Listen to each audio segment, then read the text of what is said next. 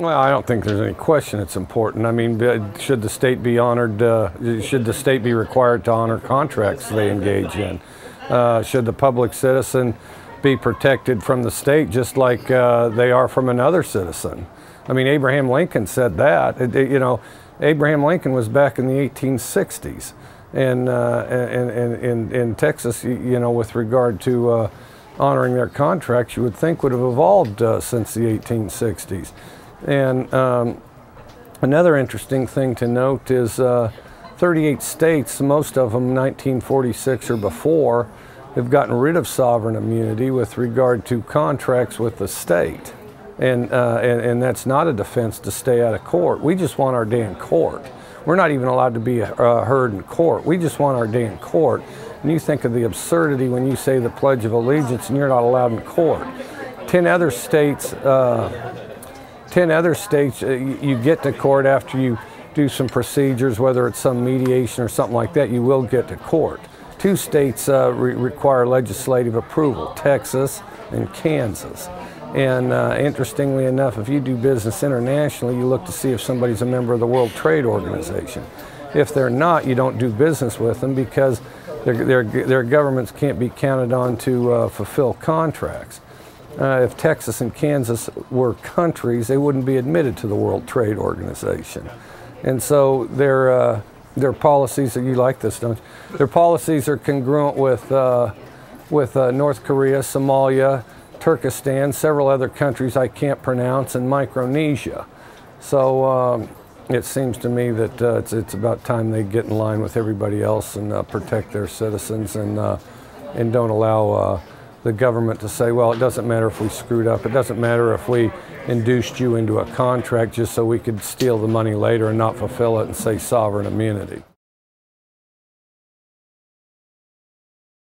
Well, I'm not a lawyer, but you know, if the Constitution means anything, I think it should be pretty well a done deal. The thing is, we're not talking about the merits of the case. We're talking about whether the merits of the case even get to be heard.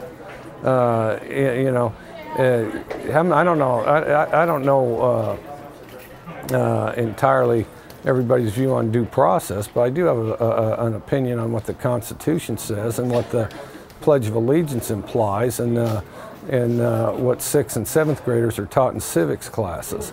And I think it is that you're going to have the opportunity to be heard. So I mean, if we don't have a good case, and if our claim's no good, and if we're wrong, which we're not, because if you read my book, which I recommend, if you buy the book, there's 2 chapters that are going to have memos from them, that they're going to have their words and sworn statements. They're going to have phone records. They're going to have text messages, and you know, all this, there's 2 sides of a story. That's going to go out the window because there's one side, and this is their words, and this is what they said, and this is what they did. And but with that said, the book's far more uplifting than that. There's 2 chapters on that. 85% of it's on my path into coaching and chasing the passion as far as coaching. But do I think the chance of winning are high? Well, let's put it this way. In 48 other states, it'd be a slam dunk, and this wouldn't even be a question, and this would have already been adjudicated.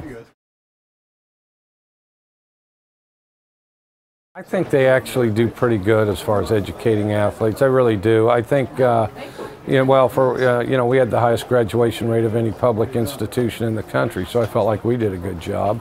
I feel like Texas high schools, when you consider the melting pot that exists in Texas, I think do a fairly impressive job.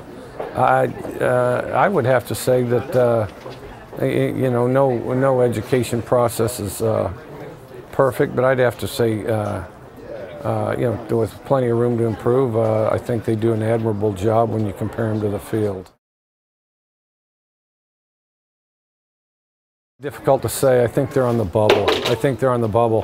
Whether, you know, because right now there's I think there's 3 BCS conferences that aren't going to go anywhere: the Pac-10, the Big Ten, and the SEC. I don't think they're going anywhere. Then I think they're going to pick up additional members and work their way to somewhere between 16 and 20 each.